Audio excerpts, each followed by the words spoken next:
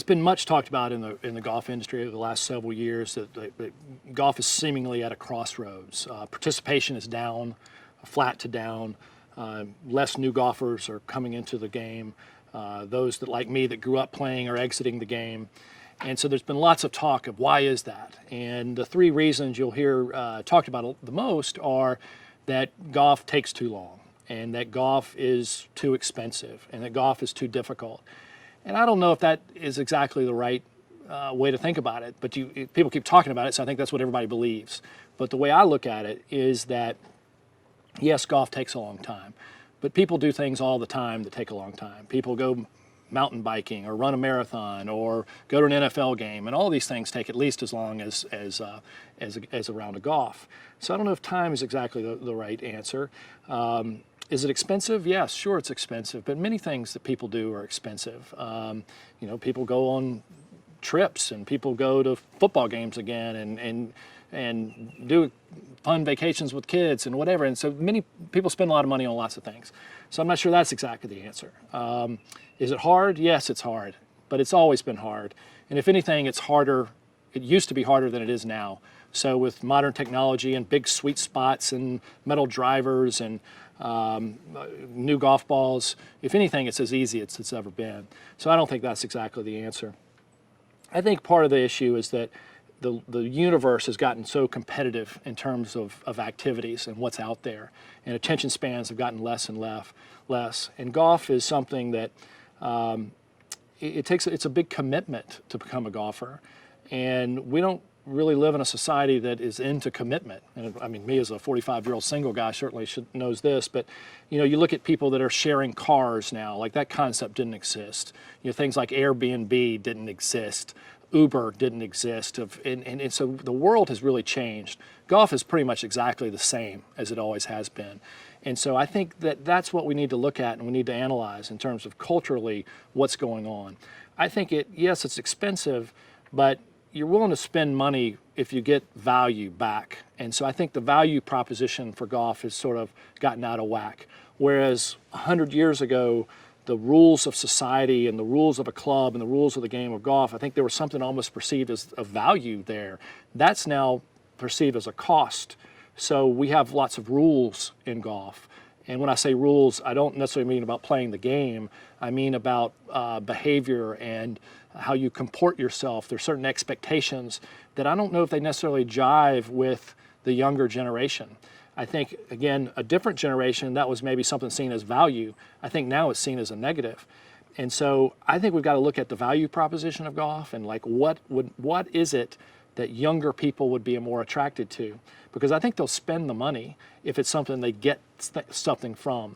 And so one of the things I think we need to look at is not just how long of time it takes to play golf, but the commitment of time to play golf. So right now we live in a world that's very structured in golf of I'm going to have a tee time at 11:10, and now I've got to coordinate with 3 other people to have a 4-ball go off at 11:10. That has become a very difficult thing to do in today's society. 50 years ago, we had a standing 11:10 tee time, me and my 3 buddies. That's hard to do today. And so what I think we need is golf-type experiences that are non-committal. And the closest thing that historically we've had would be a driving range. You can show up pretty much at a driving range whenever you want and hit balls for as long as you want, whether that be long or whether that be short. But that's not really that much fun. At some point it gets less interesting, I think, to many people. So the idea of having a more experiential type practice facility, a short course, if you will, where it doesn't take a lot of time, and you can decide how long you want to go do that, I think that's the kind of thing that's positive for golf.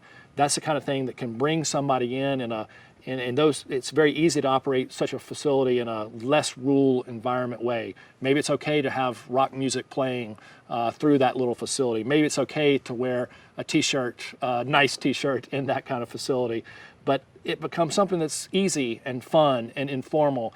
And now all of a sudden someone gets introduced to golf in a fun environment and they get value out of that. And then maybe they want to go take a lesson, and then maybe they want to get better, and then maybe they do want to have an 11:10 tee time and want to sacrifice the cost of scheduling the people together. So I think those are the kind of things I think golf needs to focus on.